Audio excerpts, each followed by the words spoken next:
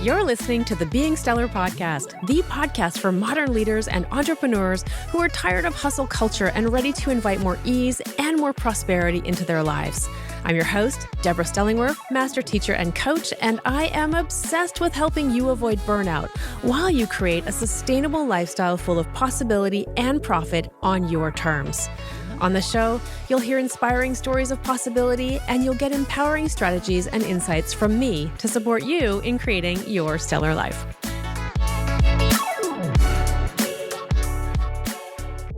Well, hello, and welcome back to the Being Stellar podcast. I am super excited about today's guest. He is a dear friend of mine and probably the only person who can do foot telephone with me, which we'll talk about later what that means. We'll share at the end of the podcast what we mean by foot telephone. He's the only person who can do that with me. And I'm really excited to have my good friend and former business partner, really, Greg Dent, in the studio with me today. Well, in the Zoom studio with me today to have a chat about some of the magic he is making in the world. Let me take a minute to introduce him, and then I'll let Greg say hi to you, and we'll find out more about his story. But Greg is a veteran Vancouver-based realtor with over 13 years of experience in the business. He is also the founder, creative genius, and mastermind behind a really, really important app in the real estate industry called ReallyTrusted. I love the story behind this because ReallyTrusted came from a place of trying to solve a problem for our team, and then has blossomed and had this ripple effect out into the industry across the entire country. And so that's why I'm really excited to share with you Greg's story today. You know, Greg has this background of service and just a real heart for service and a heart for solving problems. He continues to be an active realtor while he's running ReallyTrusted, and is really interested in studying the changes in the real estate sector and understanding before we came on the recording today, we were talking about the shifts in the industry, and that'll be another conversation because today's going to be just about you getting to know Greg and how he is being stellar in the world. So Greg, thank you so much for joining me today. I tell people the stories all the time about how this whole started. So you tell the story. I want to hear your version of it. Sure. Well, thank you for having me. I'm really excited to have this conversation with you. It's fun because I listen to the podcast, and so it's fun to be on the podcast. So I'm truly honored, and thank you for inviting me on. Yeah, I mean, I guess as a foundation story, and you started to hint at it. For me, ReallyTrusted came out of truly, and this is like the classic entrepreneurial journey, a desire to make something simpler for myself. And I saw the problem in at the time, our business. And I knew that, well, actually, the truth of the matter is I underestimated how complicated a solution would be, but I knew that there was a way to make things better. And so if we go back to the very beginning of this, when we as an industry in BC anyway lost control of the real estate council, the new forms that came in were just a pain. They changed the workflow, right? And like, look, hey, everybody who works in the sector in BC understands that they're a pain, but I saw an opportunity to make that better. And originally, really, it was like, I want this to not be a pain. And as we grew and developed what we were doing, we realized that we actually had an opportunity to not only like make it easier, but also to make it a valuable part of the experience. And you and I have talked about a little bit about how that when you're a true professional, doing things properly can be the thing that sets you apart. And our ReallyTrusted's core values, one of our core values is thoughtful leadership. And the reason we put that in there is we don't want to do what's most obvious necessarily. We want to do what makes the most sense for everybody in the chain. We want to satisfy clients. We want to satisfy our clients who are generally agents and brokerages. And we want to do what's best for the entire sector. And sometimes that's not necessarily what people think they want. But we believe that if we're thoughtful about that, we know that at the end of it, we're going to end up with a better whatever it is we're doing. And so that's where this originally came from, and that's kind of how we built out to where we are. originally came from this place of solving a problem and how do you simplify things, right? And that's one of the things I've always appreciated about you, because we know that I can complicate things, and you've always been really great at simplifying things. And I remember the conversation we had in our our team meeting that day. We're like, crap, we've got all these forms now. We're a high producing team. How are we going to deal with these forms and not have to touch them multiple times? So let's simplify that. And as you said, it becomes more complex. But what I really appreciated what you said there too is like, how do we take this requirement and make it easier for ourselves? And really, I remember I was so inspired by it. I love telling this story. And basically anybody who listens, I'm like, because I coach a lot of realtors, and I'm like, are you using Really Trusted? They're like, what's that? I'm like, what? You don't know about that? You need to know. I hope you get that less and less, by the way. Oh yeah. I mean, getting absolutely less and less. More and more people know what it is, right? And which is so awesome. But I love the origin story that it came from a place of like, how do we fix this problem for ourselves and for our clients? And then you saying, I think we might be able to help some other people too. Right. And that really speaks to your servant heart of like, how can we help others, and the industry can be cooperative like that. You could be like, we're going to keep this to ourselves, so we look really good having this thing. Right. But, so, No, and I think, what's interesting about the journey that we've been on as a company with Really Trusted is that we started in this really simple forms space, and we realized that our ability to impact was magnified by huge percentages once we turned our attention to FinTrack. And that's where I've spent most of the last 4.5 years, and it's the dreaded F word, is how I like to position that, because I said the word, and now a handful of your agents are going to turn off because it's the dreaded F word. And I also have entrepreneurs who are not agents listening. So can we explain what the FinTrack is? Yeah, totally. Sorry. Yeah, for sure. So the FinTrack is the anti-money laundering regulations that exist within Canada. And there's a whole bunch of sectors that are impacted by that. And some have done various levels of compliance, shall we say. The real estate sector has had a particularly difficult time adopting FinTrack's regulations. And there's a whole bunch of reasons for that. Some of them are kind of normal. Some of them are unique to real estate. But at the end of the day, I think here's where I've gotten to in that journey, I guess, is what's interesting. When you ask a typical agent what FinTrack is, they're going to tell you it's completing paperwork around IDing their clients. And they're also not going to understand why they have to do it. Or they're going to have some sort of a notion that it's something to do with anti-money laundering, cash in a bag or something like that. And that's the extent of it. The challenge and where I've really turned my attention to in the last 6 to 12 months is that I don't think I think I can say this pretty concretely. I don't know of any real estate agent in this country who is for fentanyl on our streets, who is for sex trafficking, who is for murder for hire, who is for any of these things. And that's actually what money laundering comes from, right? It's trying to hide the proceeds of crime. Money laundering for so many people is this clean, like it's tax evasion, or it's just hiding a little bit of cash. Nobody thinks about where the cash came from. But the truth is that the cash came from drug money from East Hastings. I'm in Vancouver, so that kind of hits particularly close to home. But pick your bad societal problem. That's where the money's coming from. And I know that real estate agents didn't sign up to be detectives, and I get that.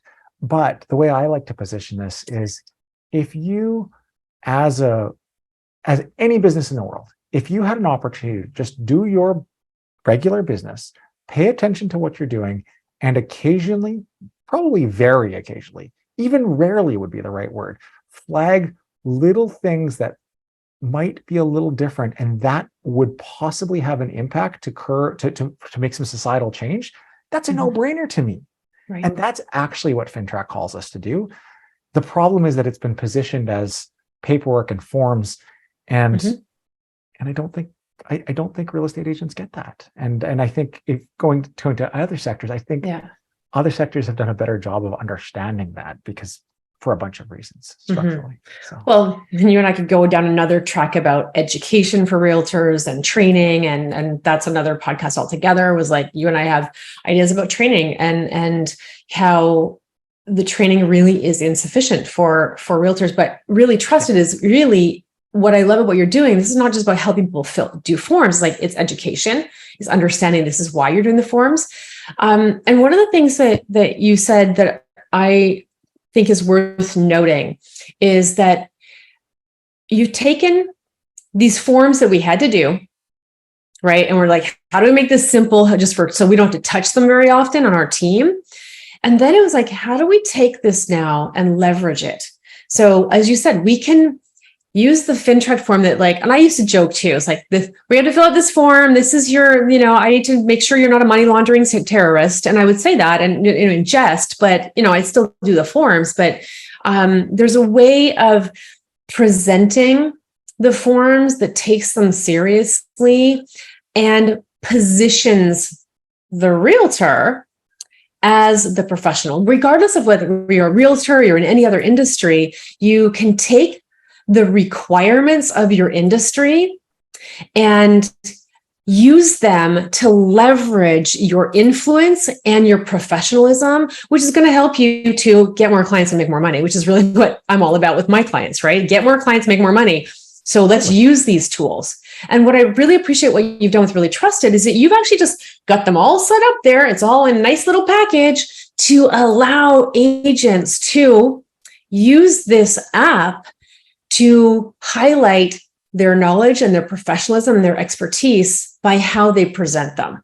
And I know you offer free trainings about how to use that as well. Yeah. And I mean, I think to me, just to kind of riff on that a little bit, I guess, to me, the consumer experience ultimately matters. And any industry that doesn't understand that the consumer wins is doomed to fail, I believe. And that's something I know intrinsically as a real estate agent, because as a real estate agent, there's tons of competition. And if I'm not putting my clients' needs front and center, I'm not going to make it. And I know that because there's, in my marketplace, 13,998 other agents who are going to, well, not all of them will, but thank goodness, but certainly the ones who have appropriate training and coaching are going to put their clients' needs front and center. Yeah.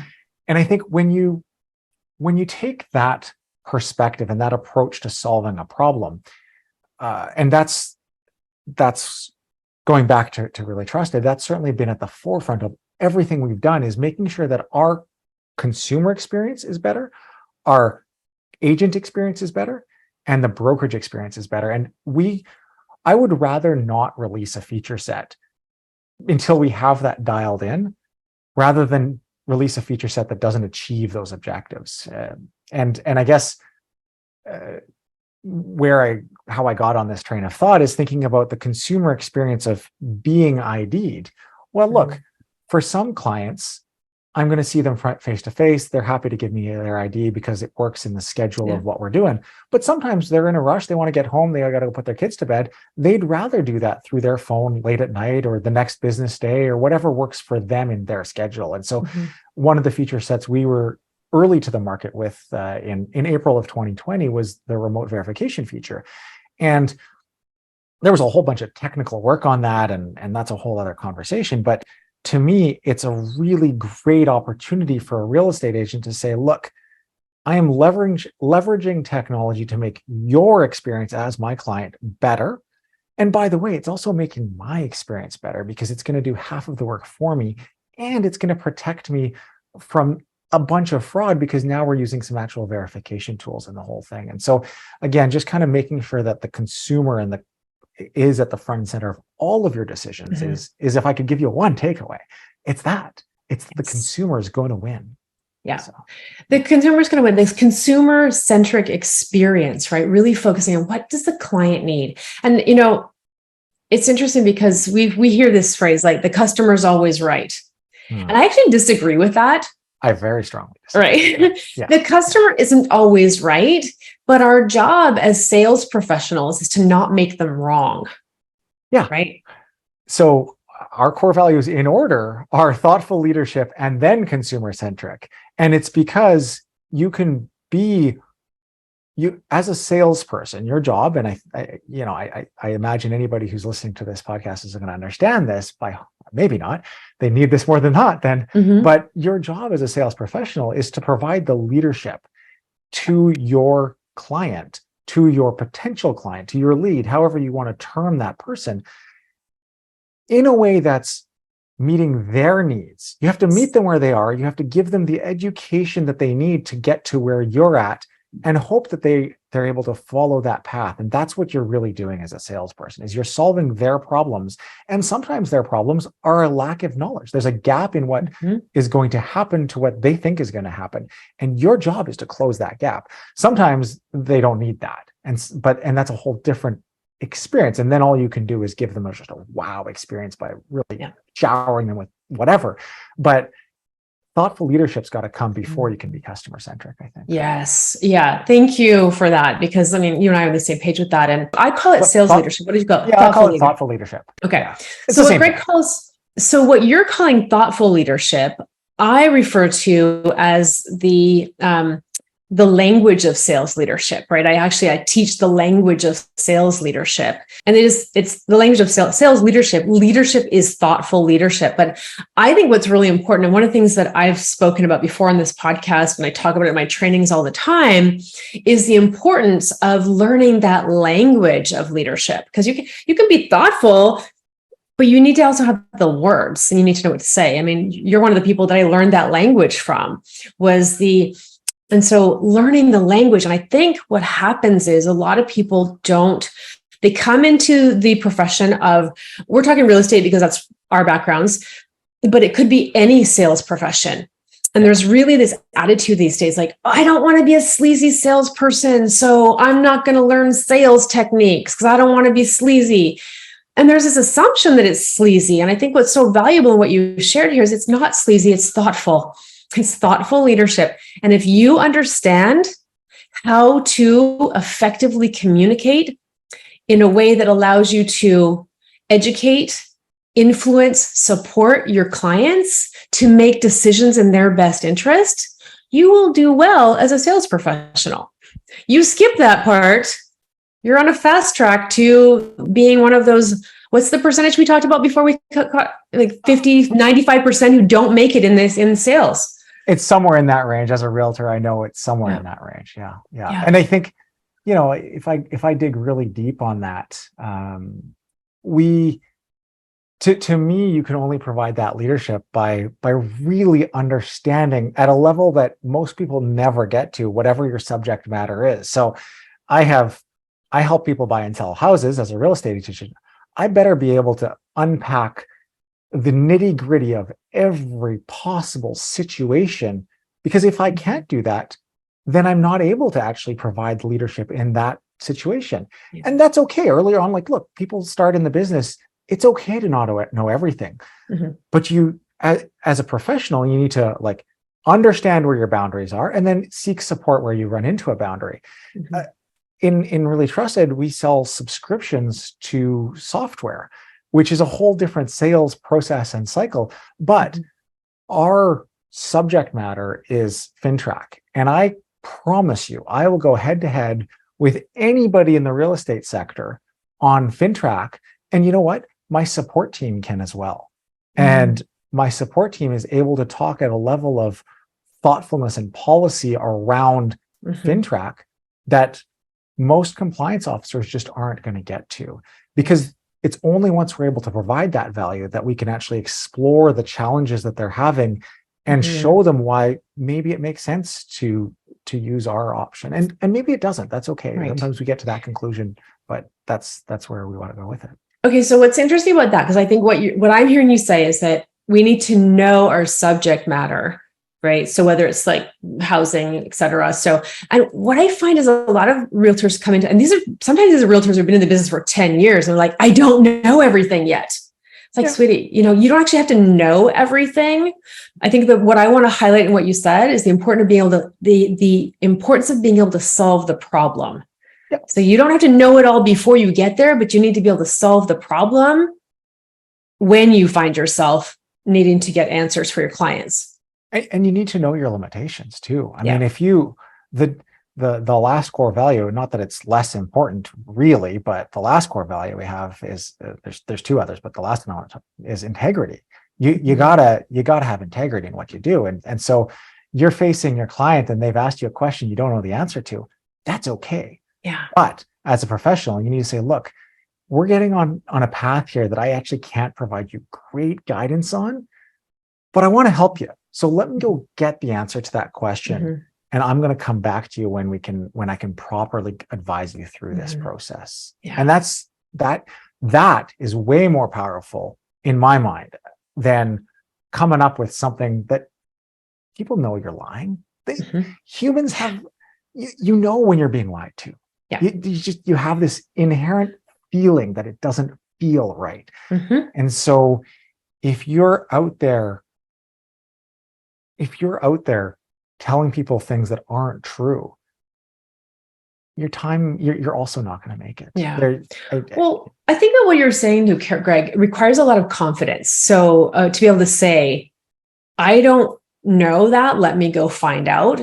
And I want you to go back in time, okay, to when you first started in real estate. And if you can try to remember, like, what did you need to tell yourself? What actions did you take to get to that place of having that confidence, that to be able to say, because I'm with you on that, like, be in integrity means to say that, but that's actually a very high level and mature place to be on the path, right? Like, so somebody who's maybe not there yet, what advice would you give to them to build that confidence to be able to say, I don't know yet, let me go find out for you? Well, I think outside of my observation that everybody feels when they're being lied to, everybody has a desire to, I've yet to meet anybody who doesn't have a desire to treat other people well. And by that, I mean, we spend a lot of time at the beginning of a sales process, whatever I'm doing, building relationship.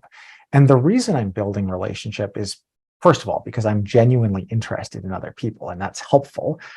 And if that's not who you are, then do it because practically it's going to give you enough of a relationship when you say to that person, hey, you know what, I don't know the answer to that question. They still want to work with you because you've taken the time to understand their needs. You've taken the time to understand them. And the fact that you're not able to deliver on this one little piece of the puzzle doesn't matter to them because they still have a relationship with you. And so I think, to me, the hack, if you want to call it that, but I really don't think it's a hack. I think it's who I am by nature, and it's not everybody. And if it's not who you are, then you can fake your way through this. But is when you get to know people, they want to help you much like you want to help them. And they're helping you might be to teach you something about real estate. In my example, it's teaching you something about real estate that you didn't know. My very first listing I ever took, I'll be perfectly honest, my seller probably knew more about selling homes than I did. And I ended up in a negotiation around my commission.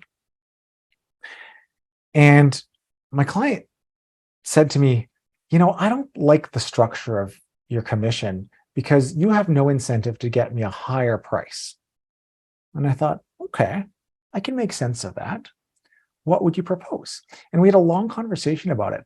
I ended up negotiating a higher, and I ended up making more money by accident because I structured, literally by accident, because I just didn't know any better at the time. But I ended up negotiating a higher percentage than I had come in charging, or than I had come in wanting to charge in the first place, because we backloaded it instead of front loaded it. And I did the math after. It was like a $3,000 difference or something like that. And it wasn't like let's be honest, there was a lot of accident there. But the one thing I learned in that was, if I listen to what the client wanted and I deliver on that, he's going to be happy. And it kind of worked out pretty well. Yeah. So That's I funny. guess you can, there's a lot of people who fake it till you make it. And I don't really love that expression. Mhm. I think I would reframe it to be genuine in what you can deliver, and be genuine about what you can't, but be genuine in building relationships so that you have the opportunity to deliver what you can to the people you want to work with. Yes. Is how I would frame that. And I think what's key there too is that when you talk about fake it till you make it, is like learn. Like you're in the process. It's okay to be in the process. Like fake it till you make it really translates to it's okay to be in the process of learning as you do this. Right? It's just easier to and shorter to say that. But you're not really faking it. You're just in the process. And so Greg and I have the skill of connecting. Right. And I know that not everybody has it. It actually, if you're a connector, you will do better in business, period, full stop. Right. If you have that natural ability to connect with people, connect people to each other, and connect high level ideas and together, you bring them together. Like you and I both have that skill of being connectors. And just like I'm never going to be Michael Jordan. I've used examples so many times. I just love this example, even though I'm not into basketball at all. But if I practice my free throw every single day, I will still never be Michael Jordan, but I'll get better at it. So there's the thing I think to give some nuance to this idea of fake it till you make it. Just keep taking the shot. Keep practicing the skills. You want to be a sales professional and you want to create a prosperous life for yourself with this business you're in, take the time to learn the skills. Well, and I think it's bigger than that. I would say that you need to have a desire to grow. And growth doesn't have to be on the sales specific skills. I really, and I've been selling real estate for 13 years. I still learn things. I hope I'm still learning things. The moment I stop learning things is the moment I'm out of this business. And I know that. I mean, look, there's a path and I'll have a bunch of years of whatever, but it'll decline the moment I stop trying to learn. And the moment I stop trying to grow. And I think as a sales professional in any discipline, industry, whatever, I think you have an obligation to be improving yourself. And sometimes that's really practical, exact language. And that's a sales skill. But sometimes it's in bigger picture, positive thinking. And that's a skill as well that you need to have. And sometimes it's, I went through a period for most of last year where my physical health was really the top of my list. It was the one thing that I needed to put above everything else.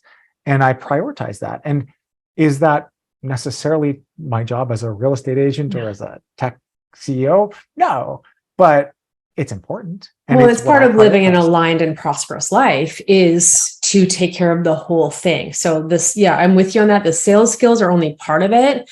That willingness to grow. So let's go back to what you said before about,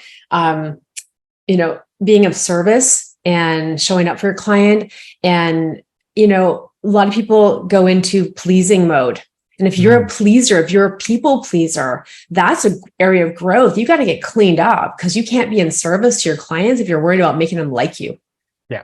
Oh, yeah. Right. I mean, the sooner you can divorce yourself of the idea that everybody needs to be happy coming out of the experience, the better off you're going to be. There are times. Okay, say more about that because I know for personally, I used to. Oh, I just smashed my mic. Sorry anybody who heard the smashing sound as I tapped my chest right on where the little extra microphone is. I used to struggle with that. That idea of everybody needs to be happy, and and we have different experiences, obviously, different genders, different upbringing, all of that. But let's tease that out a little bit. This idea of not everybody needs to be happy. Yeah. I think if I think about my process of working with anybody, I want to understand what they're trying to do. And I know that if I understand what they're trying to do, I'm going to be able to mesh that with the subject matter expertise that I'm bringing to the table. And I'm going to be able to offer them a path to get what they're trying to where they're trying to get. The interesting thing I find is that not everybody's ready to hear what it's going to take to get where they want to go. And I think that's actually a really insightful comment from a bunch of different angles. And I didn't mean it that way, but as I say it, I think it's an interesting thing to say that, like, we have, how this plays out in my world is you get the client who needs to sell their home. Interest rates are going to force them out of their home 6 months from now, and they're looking at an offer that's less than they want. Well, it's actually in their best interest to accept that offer. And you know that. And they actually know that, but they don't want to hear that. They don't. And your job as a sales professional, and I'll say it the crude way, is to ram that offer down their throat.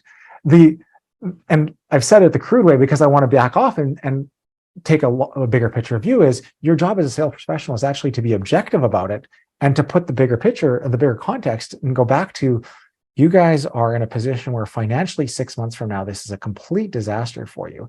Yes, this is less money than you'd like, but this alleviates all of the future problems for you today. It gives you a clean solution today. It keeps the ball in your control, whatever it is that, whatever reason you might have to do that.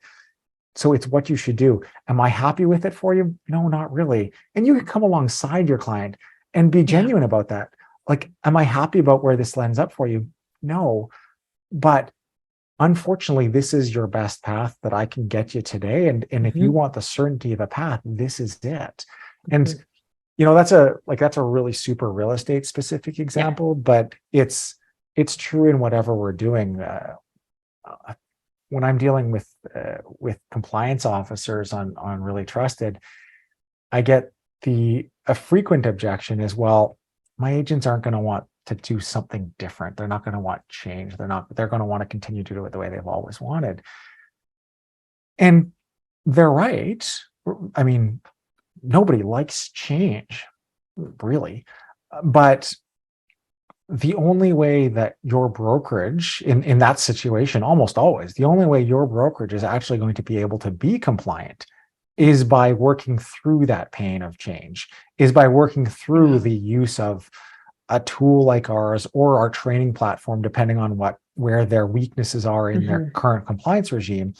But when we can show them that the end result is worth the short-term pain, then and only then are we going to be able to get them on board with what we're trying to do for them. Yeah. And that's such a great example for you that transfers to coaching experiences, anything that if you want different results, you're going to have to be willing to go through the growing pains of the new experience. The change is a challenge for us human beings, right? Our brains are designed to keep us safe, and change feels threatening because there might be some kind of predatory creature in this place that we're changing to, whether it's a physical change or a metaphoric change of, how you're doing your work or something, right? So it's like our brains are going to, no, change is bad. We might die. So, yes, we have to be willing to go through the pain. You want different results. You want a different outcome. You've got to be willing to get uncomfortable. The reason I'm at the gym as often as I am is because I know that that's going to lead to the change I want in my physical well-being. Yes. And I know you love the gym, right? I do now. Now? But awesome. I do now. I genuinely do now, but I didn't initially. And it wasn't easy to incorporate into my schedule. There was a cost to putting it into my schedule. There's a physical cost of being there. It's at least initially isn't the most rewarding thing because you're seeing really incremental change, really, really minute little incremental change. But working through that pain at the end of it is, I start to see results. And that's when you're like, oh, right. Okay. Tiny little things eventually pile up. And that snowball of that 0.3% growth every single day adds up to a heck of a lot by the end of the year. So we live in such a fast food culture, right? And fast pace that we want things immediately. I mean, we've all seen the Instagram stories where someone it's a messy room and then they put their hand in front of the camera and they comes back and everything's clean, right? Who doesn't want that? I mean, who didn't? I don't know. If you had the fantasy of becoming a genie when you were a little kid, I did, right? So I could clean my room by blinking my eyes. Yeah, and, and what's important that I want the listeners to hear what you said is that it's uncomfortable at first. I remember in team meetings, you were talking about, got to get to the gym. I hate the gym. I don't want to go to the gym. And it was always this thing, right? You really resisted it. And to hear you say, I love it now, It's great. because you've gone through the pain of the process of coming to connect the outcome with the action. And that's the challenge in business, in life, in anything we're trying to do differently, is that those initial steps don't get connected with the outcome. Yeah. Right. And you've got to somehow in your mind commit that it's a priority and trust that connection will cement itself, as Greg's example illustrates.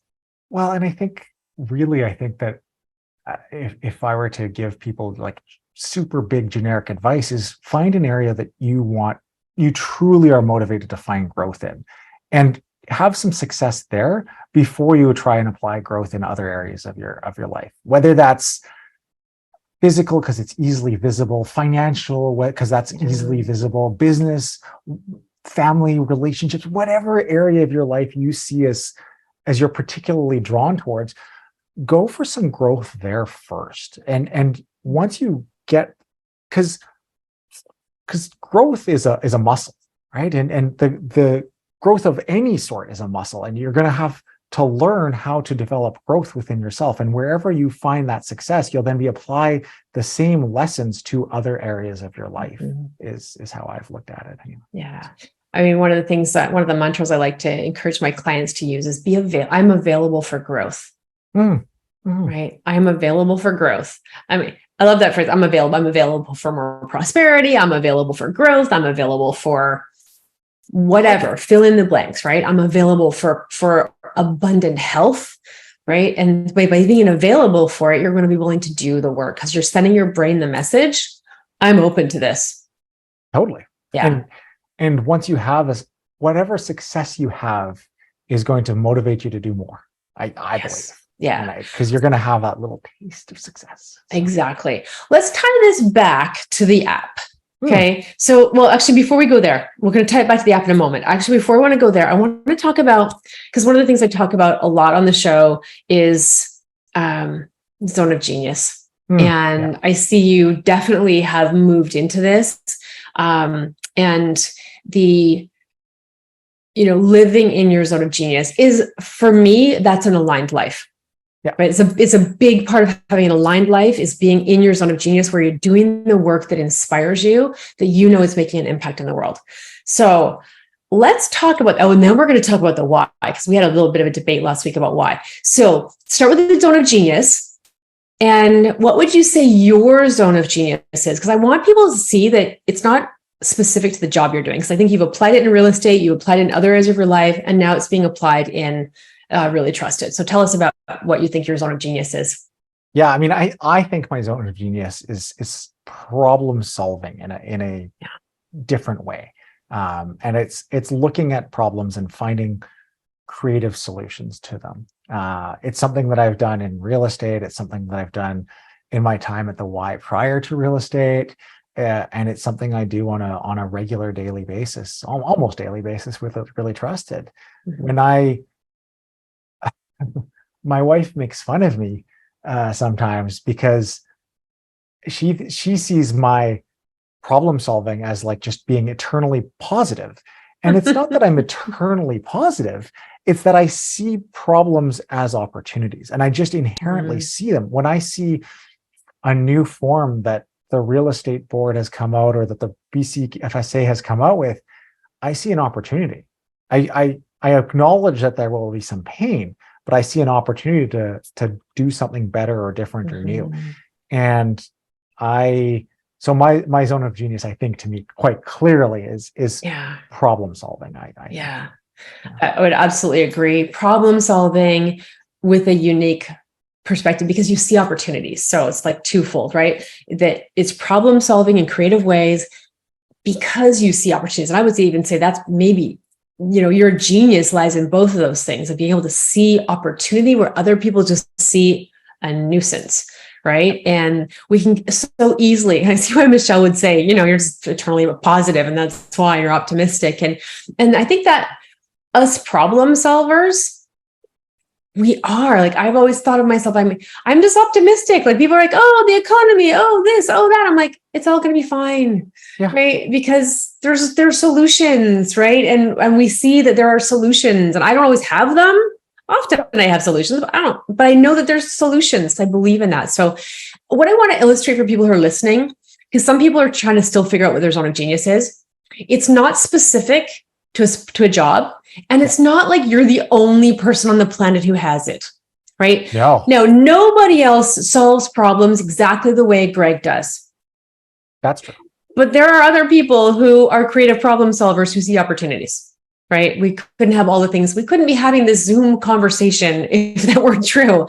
But that's the thing, is when you're looking for your zone of genius, is recognizing that it doesn't have to be like this superpower that only you have. Like, you're a mutant with only, like, you have laser eye vision, and this other person does invisible, and this other person flies. It's like, there's lots of people who might have it, but nobody does it quite like you do. And I think the other side of that is understanding that I think it's easier to walk this path with other people. And if I look at where I've had the most success, it's when I've been on some version of a team. My real estate team has been hugely important, both in terms of living in alignment and allowing for personal growth, but also because it exposes me to different problems more regularly. And for me, allows me therefore to see different creative solutions. The Really Trusted team, I mean, look, my technical skills are okay. I understand computers fairly well. And I was reflecting on this morning. I started on computers back when DOS was how you interacted. So CD ... to get backup directory, and CD / whatever you needed to get to move around directories. But I can't program my way out of anything. I couldn't set up a server to do things and so having you don't need to know the complete picture. You don't need to solve all of the problems, but coming up with, there's value in just understanding the problem and being able to propose a solution and letting other people fill in the gaps where you have it. So like on Really Trusted, Daniel, my brother, is the tech side of things. It wouldn't exist if he didn't know how to stand up a server and program the code and all the rest. But I knew that was a resource I had, and it was a resource that he so going out to the world and knowing where your strengths and your weaknesses are, and then applying your zone of genius to where it makes the most sense is what I would bring this all back to. Yeah. I love that you brought it back to the team too, because we, that was actually on my list of questions here, was like, so what teams? Let's talk about the benefit of having a team. And, it doesn't, if you're a solopreneur right now, you're like, I don't want to be on a team. And not everybody wants to be on a team. And you still need to have a team. Yes. And let's a little quick plug for Really Trusted can be part of your team, right? Absolutely. That's what I tell all the agents who will listen to me, that Really Trusted can be a part of your team. I don't get any royalties for this. I noticed that my testimonial is still on the website. Absolutely. Still on the website. And because I loved it. It made my life easier.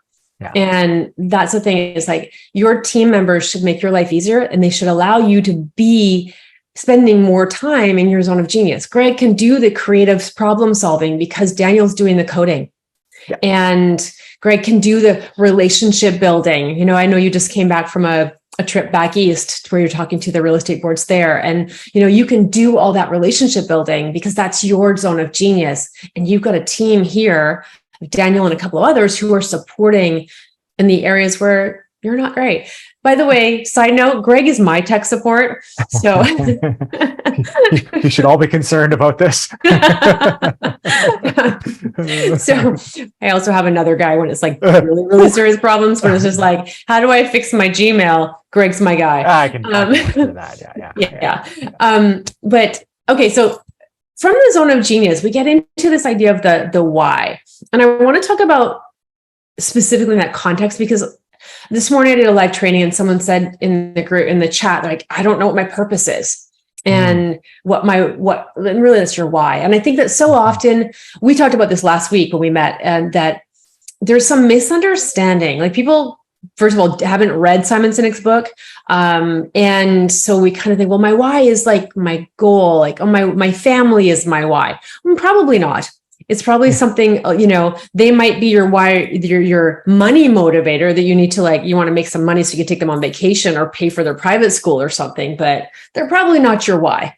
Your why will exist within you, whether or not, wherever you are. It'll just show up in different ways. So, I can't remember what you said. Can you remind me what you said about, like, you're getting this message, like you were kind of annoyed with like all this messaging around the why? Do you remember? Yeah, I do. And it's a debate I've continued to have a little bit. And to me, I see a lot of people on podcasts like this, not necessarily this one, but who show up and say, well, I always knew what my why was, and I've just been living that for the last 30 years. And I think that's so harmful, because I don't think that's true. And I think when you work from your zone of genius, your why is going to show up and evolve as you go through whatever it is you're doing. My why 20 years ago was about advancing the state of summer camps for children. But inherent in that was problem solving. And my problems were day-to-day different than they were for the last 13 years in real estate, where it's been solving people's moving problems. And in the last 5 years, it's been solving FinTrack problems. And so my why has evolved. To me, my why right now, honestly, is to have as much impact as I can around changing the way our industry looks at FinTrack and looks at anti-money laundering, and making that easier while adding more value to it. And I think we as an industry have an opportunity. Here's how I've started to explain it. For just going to my current, what I'm living as why I do the Really Trusted side of my business right now. I am reasonably confident that there's no real estate agent in this country who believes that fentanyl should exist on our streets, or who believes that sex trafficking should exist in our country, or who believes that murder for hire should be a thing. But when agents tell me that they're unwilling to just look at the situation they're dealing with, then they're telling me that, because anti-money laundering isn't about tax evasion. It's about the proceeds of all of these crimes that I think we can all agree are super heinous. And so all of us. And the way I've started to look at this is, if you were to go into a coffee shop and ask a barista if they could influence getting drugs off of our street by just thinking a little bit more about what they're doing on their day-to-day interactions, most baristas would sign up for that. It's no different. That's what FinTrack forces regulated entities, in our case, real estate agents, but all of the regulated sectors. That's what they force us to do. And I mean, part of the problem is that nobody likes to be told what to do. But really, that's what we've been called to do. And that's all it is. It's not this like huge onerous amount of paperwork that I need to be ticking boxes for. Sure, that's how it shows up. But the actual fact is that I, just by paying attention to the situation and the conversations I'm having, probably will never actually stop money laundering, because I'm unlikely to deal with that client, but somebody is. Somebody in our sector did and has and will again. And if we could just not even do anything different, just pay attention and occasionally make notes around that, then we'd be better off. So tying that back to your why, because I'm going to disagree with you that it's changed, because, I hear but I hear the through line. The through line is about improving, I'm going to go back to your customer experience, the consumer experience. So for you, it's with the why, kids camps, like a better experience; with real estate, a better experience; with FinTrack, a better, or Really Trusted, a better experience for your users. That's going to have an impact in a bigger picture. So I would say, not that it's changed, it's evolved and expanded. Totally. Yeah. But the core of it is the same, about having people have a better experience. Yeah, I think that's fair. I can come on board with that. I think yeah, no, I can come on board with Right. that for sure. I mean, there is a through line. Obviously, how it manifests shows up differently. Like I can say my why is the same now as it always has been. It's being expressed in a slightly more expansive way because I've evolved. Mm-hmm. But my why has always been to help people to see what is possible for themselves and to support them through that, right? For them to embrace the possibility, whether it's a high school student coming into my English class going, writing's hard, Shakespeare's hard, to leaving going, I can actually do that. Yeah. Versus now when I'm as a coach, my clients come like, I really want this, but I don't believe I can have it. And then them coming to believe that they can have it. So it's like, my why has always been, it's always inspired me to help people see what's possible. No, I can make sense of that for sure. Yeah. Yeah. No, I get there. Okay. I get there. So yeah, I mean, and the zone of genius, the why really closely linked to your aligned and prosperous life. And the, we could talk for hours and keep going because I love chatting with you. And I do want to kind of bring us back then to the app and how the app helps you personally, because you got into the other people, live your genius and your why. You talked about it with the, we're actually going to repeat ourselves. So let's go with your zone of genius. That was clear, but your why gets expressed. Now I've kind of pushed back on you. So now if we said we rewound this conversation, let's pretend we rewound it. And I said, so how does Really Trusted allow you, Greg Dent, to live your why? Yeah, I mean, I guess that part to me is there's a really clear line there, which is I can now influence the conversation through the 18,000 agents who have accounts on our system, the 430 brokerages who are using it, the conversations I'm having with real estate boards, with real estate associations across the country. I accidentally became part of the FinTrack conversation nationally, which allows me to have influence on how our industry deals with that. And so I truly mean accidentally. But at the same time, it's actually really cool and neat. I find it really awesome, actually, to think that right now, as we speak, there are agents doing a course that I designed, that I taught around FinTrack and about what FinTrack is for a real estate agent. That's really, I find that really cool because it allows me to provide that thoughtful leadership we were talking about. It allows me to do that in a way that I really believe, and the feedback from the people doing the course is that it's a much more accessible way of learning about anti-money laundering for them, but it allows them to do their job better in a more effective way. And so, and similar, like that's the academy side. The app is the same thing. Agents who are using our platform, I know, are doing a better job of screening their clients for anti-money laundering purposes without adding a huge additional administrative burden. In fact, by removing some of the administrative burden while doing it. And so I know that my ability to influence the conversation has grown as a result of that. And that allows me to take a different position on issues. It allows me to problem solve the problem in a bigger arena than I ever could have without the vehicle of Really Trusted, as it were. And what's so exciting to me about this whole story and this whole journey you've been on is you followed the lead, right? You were like, there was the call of your heart. You're like, we need to fix this. Oh, now there's this. Now there's this. Like you accidentally got in this conversation in a way that I am so glad that someone like you is in that conversation, can have that influence, because I know you, I know your heart. And I know that you didn't start Really Trusted as a get rich quick scheme, right? This is like, yeah, sure. We want profitable business. We all do.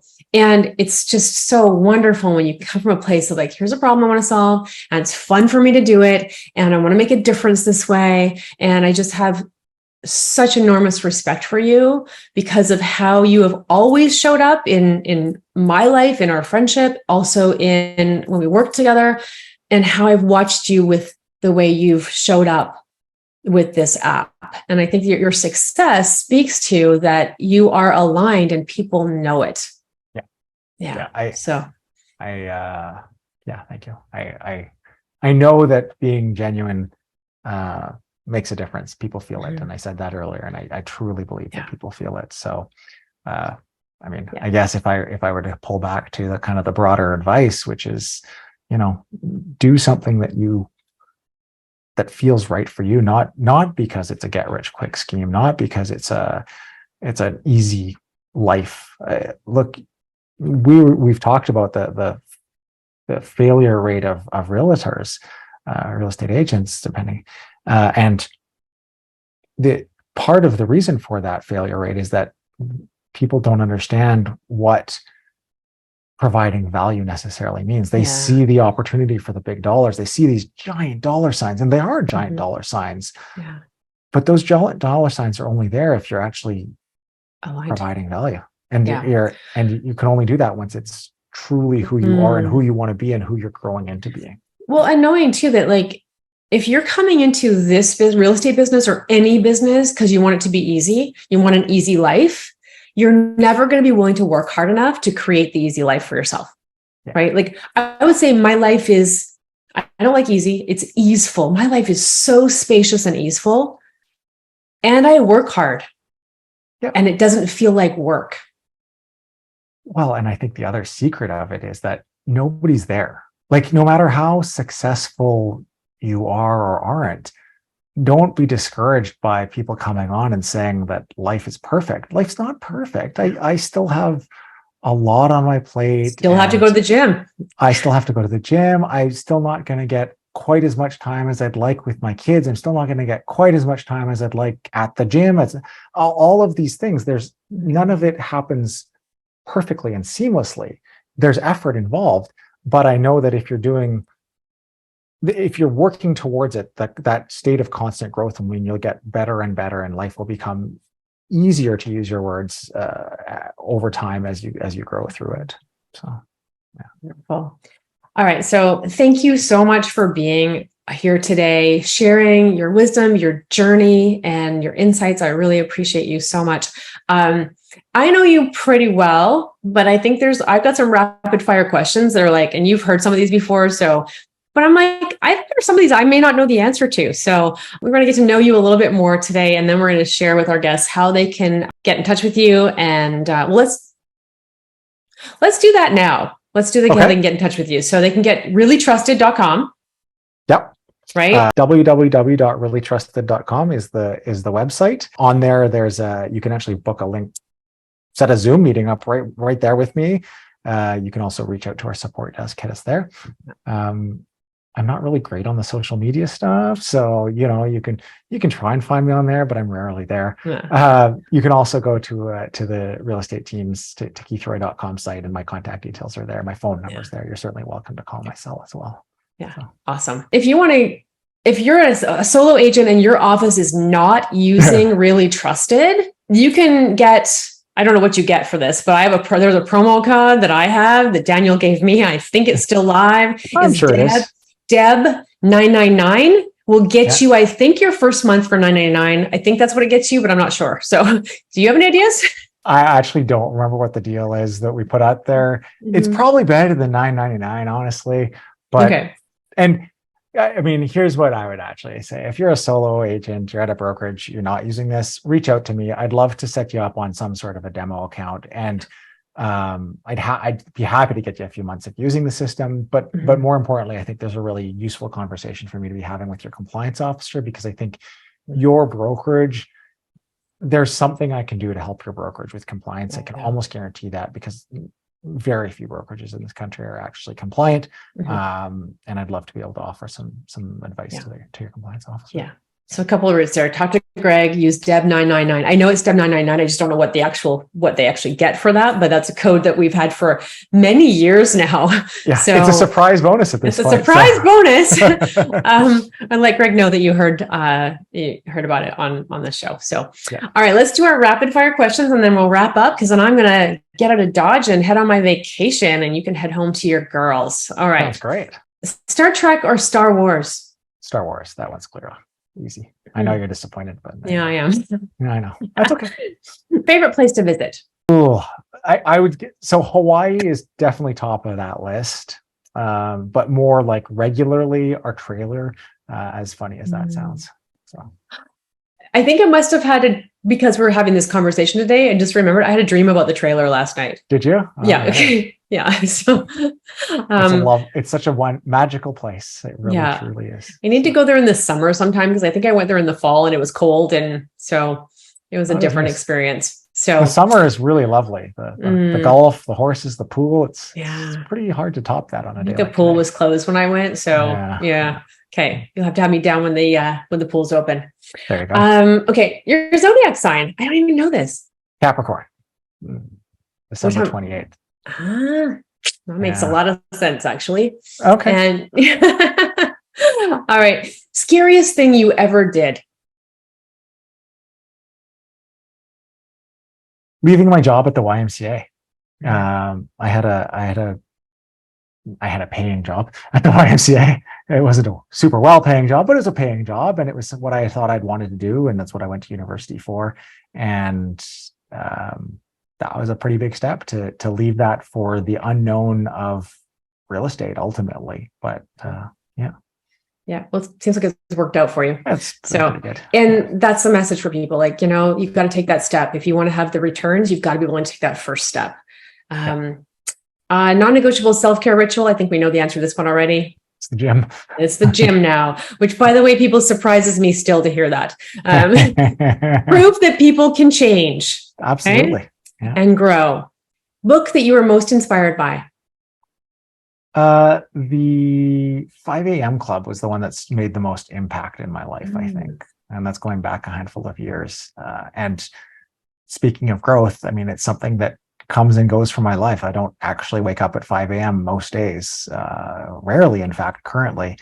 But I still consider it to be a really important book in terms of my understanding of personal growth as a concept and what it takes. So 5 a.m. Club.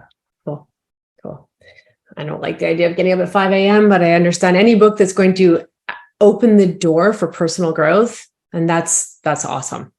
Well, and I think that's what I've actually taken out of it is like, you don't have to wake up at 5 a.m. to like, the book talks about that being the way to do it. And what I took out of it was there's some rituals, some daily habits you should form, whether you choose to do them at 5 a.m. or not. That's a whole debatable point, but yeah. Agreed. If you were a city, who would you be? I can't even guess this one.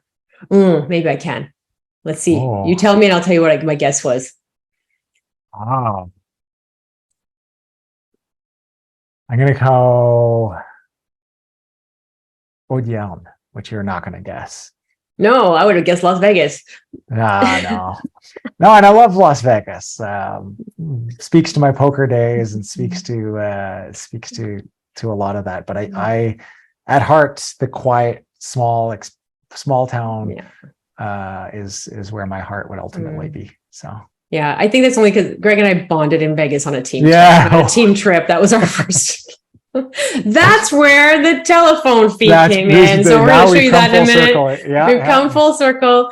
I feel like we have to do the telephone feed now. There's other questions I had here, but we're going to skip those and go right to the phone. This is how we bonded in Vegas on our first team trip, as we discovered that both of us have the ability and the access to our what we call our telephone feed, foot telephone.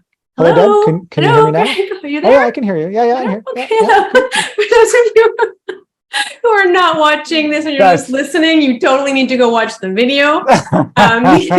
It'll show you what we're talking about with our foot telephones. We're actually both flexible enough that we can put our feet to our ears. So, that was super fun. Okay. Success leaves clues. What's one clue you want to leave for our listeners? I would say,